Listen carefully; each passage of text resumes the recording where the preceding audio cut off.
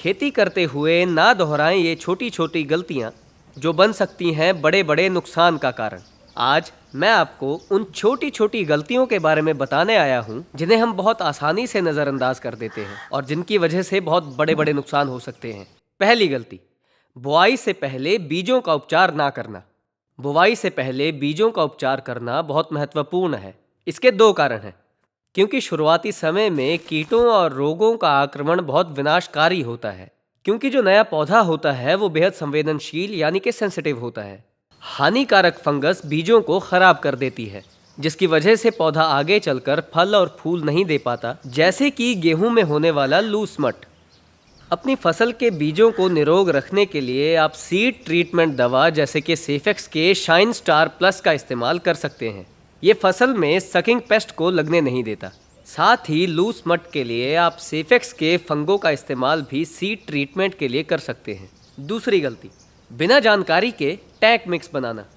कभी कभी अपना काम आसान करने के लिए हम एक ही टैंक में 2 या ज़्यादा दवाइयाँ मिला देते हैं, बिना इस बात को जाने कि दवाइयाँ दरअसल केमिकल ही होती हैं और आपस में भी रिएक्ट कर जाती हैं।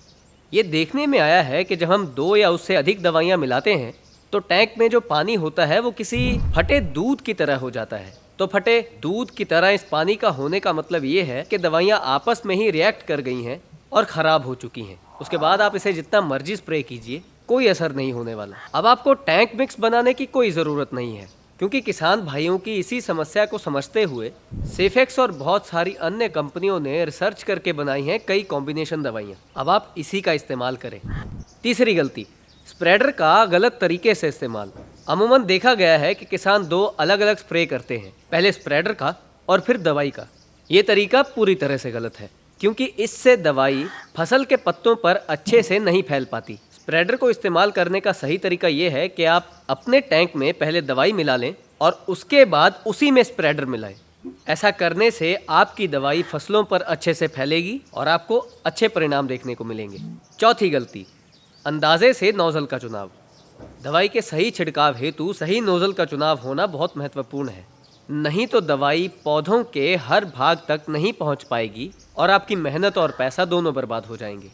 इसलिए सही नोजल के चुनाव हेतु दवाई के साथ आए लीफलेट को ध्यान से पढ़ें। नोजल को साफ रखें ताकि उसकी फुहार बेहतर हो और दवाई फसल के हर भाग तक पहुंचे। पांचवी गलती, हवा का रुख देखे बिना स्प्रे करना।